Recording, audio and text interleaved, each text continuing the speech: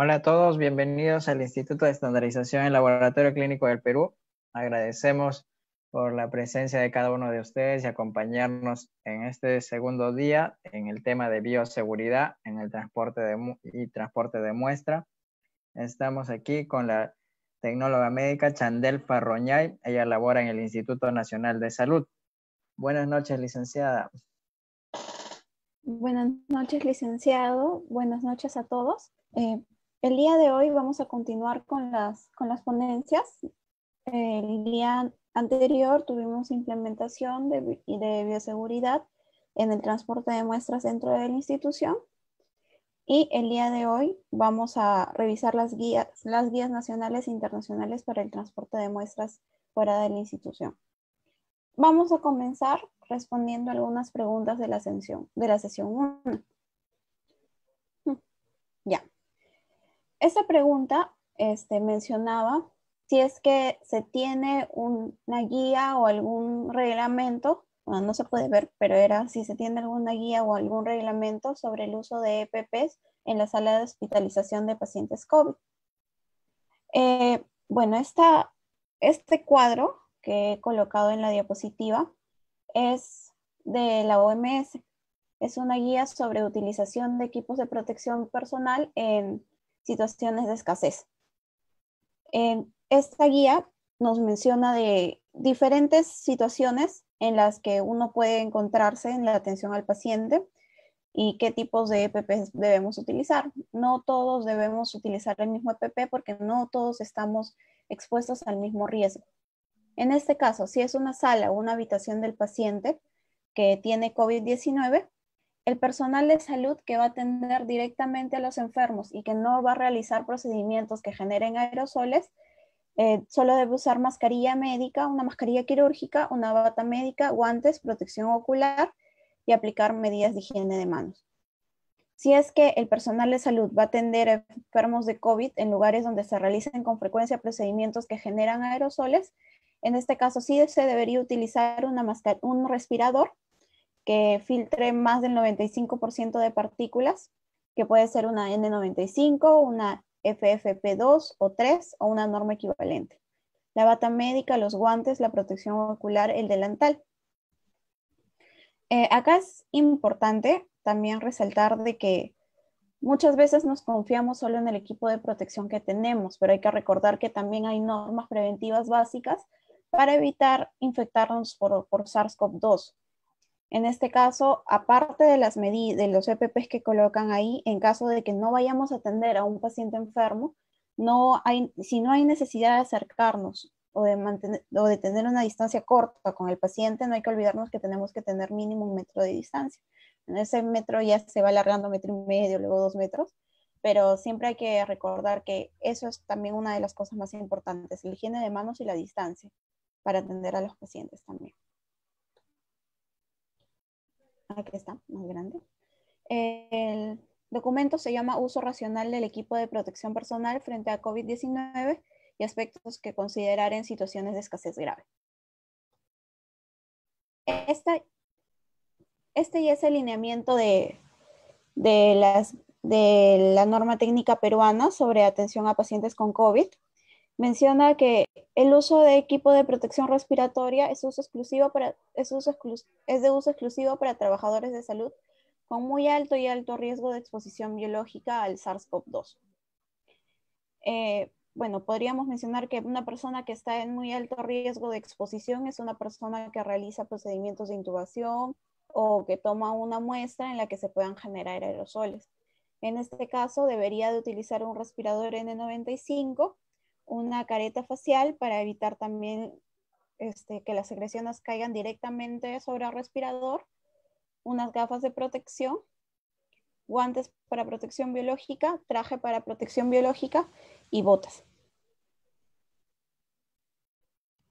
La segunda pregunta es, ¿cuál es el contenedor principal a elegir? Bueno, en este caso no mencionaron a qué contenedor se referían, pero los contenedores se escogen dependiendo del tipo de muestra que vayamos a transportar y esa es una de las cosas principales. Por ejemplo, el contenedor primario, si vamos a transportar una muestra de sangre, vamos a escoger un tubo. Si vamos a transportar una muestra de orina, un frasco de orina. Es dependiendo del tipo de muestra que vayamos a transportar. También del número de muestras que tengamos y también un poquito de la posibilidad de devolución que tengamos. Por ejemplo, si es que vamos a enviar al extranjero a un lugar en el que ya vamos a enviar un cooler y ya el cooler no nos lo van a devolver, creo que sería más conveniente utilizar otro tipo de contenedor externo, una caja o algo relacionado. También la capacidad de desinfección que tengamos de los contenedores y también a riesgo de que estos se rompan, eso también hay que evaluar. Pregunta número 3. ¿Por qué en coronavirus se siguen utilizando cajas de Tecnopor o coolers para el transporte de muestras? En el caso del coronavirus, se menciona que este virus se puede manejar en un nivel de bioseguridad 2, en una cabina de bioseguridad. También, según las normas internacionales, es una sustancia peligrosa, pero es una sustancia de tipo B, que corresponde a la denominación de las Naciones Unidas de 3373. En este caso, el envase que se tiene, el tipo de transporte que se tiene que realizar con las muestras de SARS-CoV-2, con las muestras de hisopados, tiene que sí tener un contenedor primario que tenga todas las características que ya hemos mencionado antes, un contenedor secundario. Entre el contenedor primario y el contenedor secundario tiene que haber un material absorbente y un envase y un contenedor externo, ¿no? En este caso, bueno, si se utilizan coolers, no se pueden utilizar solo los coolers, no se pueden colocar solo los tubos con el medio de transporte dentro del cooler, sino que deben ser colocados dentro de un contenedor secundario. Aparte, la característica de esta muestra es que el envío de la temperatura del transporte es de 2 a 8 grados. Así que tengamos un cooler nos facilita bastante que la temperatura no cambie. Y más si es que colocamos un termómetro y nos permite estar midiendo la temperatura y estar vigilando que no haya cambios de temperatura. Esta es la última pregunta. ¿Cómo se realiza la desinfección de los contenedores primarios cuando llegan al laboratorio? En este caso, las guías mencionan que se puede utilizar hipoclorito de sodio al 0.5%, pero recalcan mucho de que se utiliza en el caso de que nosotros veamos derrames. Por ejemplo, un frasco de orina y vemos que ha ocurrido un derrame, lo tenemos que desinfectar. También hay guías ya con respecto a la toma de muestra y el manejo de muestras en pacientes con COVID-19, que mencionan que las muestras que han estado expuestas al ambiente cercano al paciente también tienen que ser desinfectadas. La solución a utilizar, también mencionan soluciones de lejía, pero la solución que se utiliza mayormente en protocolos de desinfección para derrames es hipoclorito de sodio al 0.5%. En eso también quería recalcar la importancia de la distancia que hay que tener uno siempre de nuestro material con el paciente. Yo formo parte del equipo de respuesta rápida y soy la encargada de tomar muestras de hisopados. Como uno no sabe en un hisopado, siempre vamos a generar aerosoles, pero si sabemos que vamos a generar aerosoles, no hay que tener el material tan cerca al paciente, ni que la silla donde vamos a va a estar sentado el paciente y vamos a introducir el hisopo ahí esté tan cercano a nosotros también. Y también evitar que hayan otras personas en ese mismo ambiente. Seguimos. El tema de hoy es bioseguridad y transporte de muestras en territorio nacional o envío al extranjero de muestras según normas nacionales e internacionales. Sangre capilar y sangre venosa. Hay distintas normas dependiendo del país y también dependiendo del tipo de transporte en el que va a realizar la muestra. Hay normas aéreas que son dadas por la IATA, las regulaciones de materiales peligrosos, también cuando se va a transportar por tren. cuando se va a transportar por carretera, por mar, por correo. Acá hay que ver unas definiciones. Las sustancias infecciosas, que es una sustancia que contiene un microorganismo viable que se conoce o se cree que causa enfermedad en humanos. Pueden ser cultivos, muestras de humanos o animales que contengan el agente en cantidades suficientes para causar infección, muestras de un paciente con una enfermedad desconocida severa, otros especímenes designados por una persona calificada. Especímenes diagnósticos, que son material humano o animal colectado para propósitos de diagnóstico. La clasificación de las sustancias infecciosas, que es lo que nos va a permitir escoger qué tipo de embalaje se le va a realizar a la muestra. Las sustancias infecciosas de categoría A es cualquier material que se conozca o que se espere que contenga agentes biológicos que causen una discapacidad permanente, atenten contra la vida o causen una enfermedad fatal. Las sustancias infecciosas de tipo B también son agentes biológicos que causan infección en humanos, pero que no tienen la misma gravedad de las repercusiones que toman las sustancias infecciosas de categoría A. En caso de muestras humanas o de animales, hay algunas muestras que son exentas. Son sustancias o materiales que derivan de humanos en las cuales existe posibilidad mínima de presencia de agentes biológicos. Y hay algunas excepciones que son materiales biológicos que se sabe que están libres de agentes. ¿Cómo nosotros decidimos a qué categoría pertenece la sustancia que vamos a transportar? Bueno, este es un flujograma de la Organización Mundial de Salud, de las guías para el transporte de sustancias peligrosas.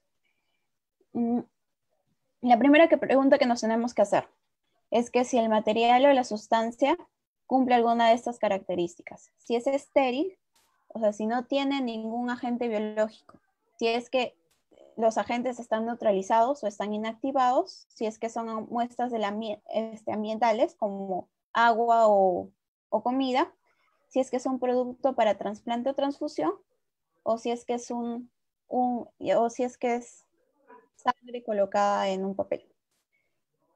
Si es que cumple con alguna de estas características, son sustancias que son excepciones, que el material o la sustancia no está sujeta a ninguna regulación de transporte, a menos de que sea transportada con otras mercancías peligrosas. Si es que no cumple ninguna de esas características, tenemos que preguntarnos si el material o la sustancia conocida, si es que el material o la sustancia se conoce o se espera que contenga un agente biológico capaz de causar una incapacidad severa, atente contra la vida o cause una enfermedad fatal en humanos o animales que estén expuestos. Si es que la respuesta es sí, ya se clasifica como una sustancia infecciosa de categoría A. Dependiendo si es que solo afecta a humanos o animales, se les da un código de las Naciones Unidas. Si la respuesta es no, si es que causa si es que atenta contra la vida o si causa alguna enfermedad fatal, nos preguntamos ahora si es que el material o la sustancia contiene solo una mínima posibilidad de agentes biológicos, o que si los agentes biológicos es muy poco probable que causen enfermedad en humanos o animales expuestos. Si la respuesta es sí, es una sustancia extenta, una sustancia de origen animal o humano. Y se utiliza el embalaje triple básico. Si es que la respuesta es no, se utiliza el embalaje de sustancias infecciosas de categoría B. Dependiendo si es una sustancia biológica, se utiliza el Código de Naciones Unidas 3373. Si es que es desecho biomédico, se utiliza el Código de Naciones Unidas 3291. Este es un resumen de la categorización y de las otras características y otros documentos que se tienen que utilizar para el embalaje. Aquí están los códigos de nuevo que ya los he repetido. La documentación para las dos sustancias es similar.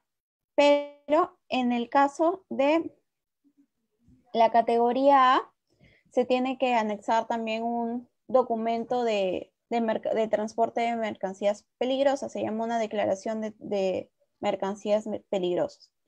En ambos casos se tiene que tener una lista de contenidos, tiene que tener el nombre y las direcciones de la persona que lo envíe y de la persona que lo recibe, y dependiendo del medio de transporte que se utilice, puede requerir una documentación adicional, como una carta de porte aéreo, o si la norma nacional lo permite, en el caso de Perú, si hay una guía de transporte nacional. Y con respecto a esta documentación, la documentación tiene que ser colocada entre el envase secundario y el envase externo. Bueno, otra vez hay que repasar un poquito el embalaje triple, que ya lo mencioné ayer.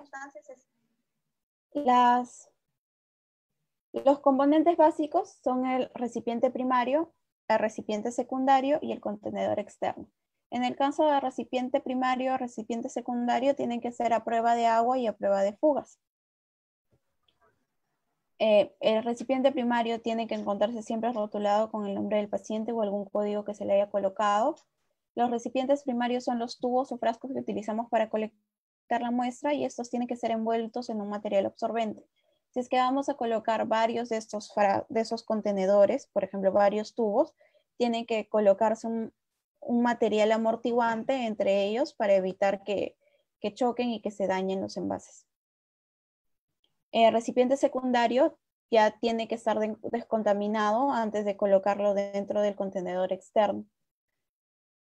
El contenedor externo puede ser una caja, tiene que ser siempre rígido. Hay cajas especiales que son como estas cajitas pequeñas de acá, que son en las que vienen los contenedores secundarios, o puede ser una caja de tenopor o una caja de cartón, dependiendo de cómo se van, de los requisitos de la muestra. Este es el sistema de embalaje triple para el transporte de sustancias infecciosas de categoría A. Como les mencioné, todos los sistemas de embalaje triple tienen la misma raíz o los mismos componentes. En este caso, estamos enviando un tubo de ensayo, un tubo. Al tubo lo rodea el material absorbente. Este tubo y el material absorbente se encuentran dentro de un contenedor secundario, que es un frasco de taparrosca.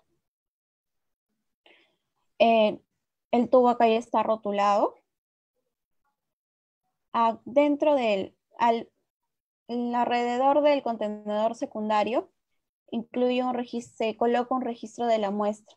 Tiene que tener una lista detallada de los componentes del contenido. En este caso es solo una muestra, pero en el caso de que coloquemos más muestras, tiene que tener toda la lista detallada de las muestras que estamos colocando. En el envase exterior y fuera del envase exterior se colocan ciertas etiquetas. En este caso hay un signo de orientación del paquete. Si es que el paquete si esta es la capacidad del recipiente primario, no supera los 50 mililitros, no es obligatorio colocar el signo de orientación. Pero el signo de orientación no se coloca en un solo lado, se coloca en dos lados. Como se puede apreciar acá, tienen que ser lados opuestos. Acá están los datos de la persona que envía y del destinatario, disculpen. La señal de riesgo biológico, el código de las Naciones Unidas. Acá menciona que es una sustancia infecciosa que afecta a humanos, y el código. Estos son los símbolos de embalaje de las Naciones Unidas, que más que ver con la muestra, tienen que ver con el tipo de envase externo que estamos utilizando. Por ejemplo, en el caso, acá se ve un código, 4G, clase 64, 10, GB 2470. En este caso, el 4G se refiere al tipo del material del embalaje, que es una caja de cartón. Según el tipo, por ejemplo, si es caja, si es bolsa, si es otro material, tiene otro número. Y según el material, si es cartón, si es acero, si es vidrio, tiene otra letra. Indicación de que el embalaje ha sido sometido a pruebas especiales para garantizar que cumple los requisitos a las sustancias infecciosas.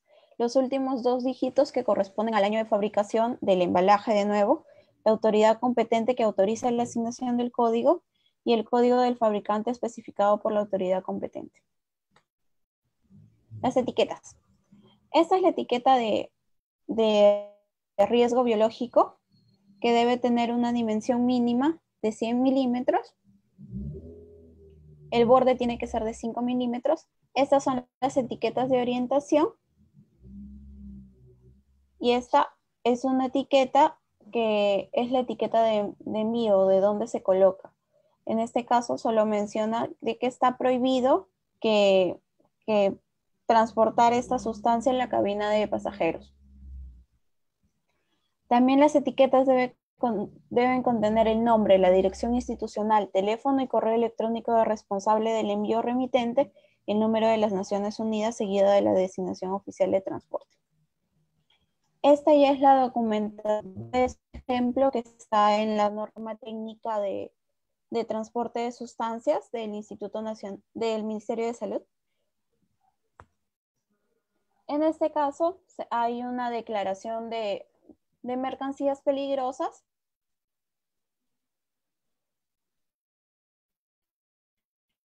Envía a la persona que recibe.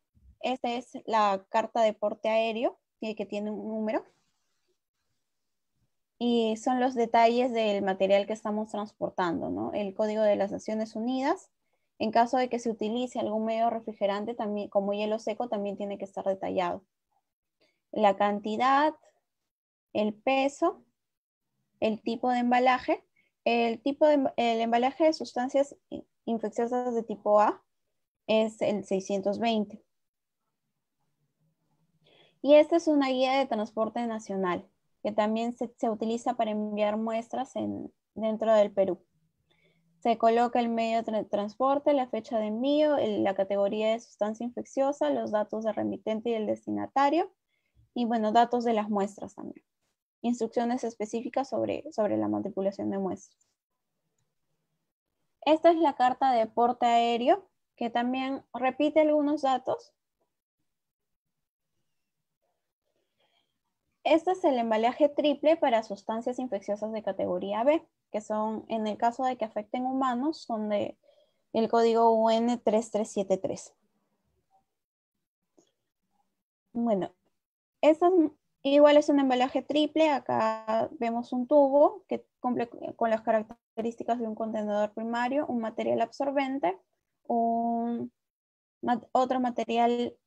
Ese ya es un empaque secundario que, como mencioné, dependiendo del tipo de embalaje que se realice, en el caso anterior, el embalaje secundario sí tenía que ser de un material rígido, pero en este no es necesario que sea ya de un material rígido. Para la categoría B se puede utilizar hasta bolsas, pero sí tienen que ser bolsas a prueba de fugas, de preferencia que sea una bolsa simple que se pueda sellar. Un contenedor externo que tenga una fuerza adecuada para las condiciones de transporte que se utilizan, que también tiene que tener etiquetas.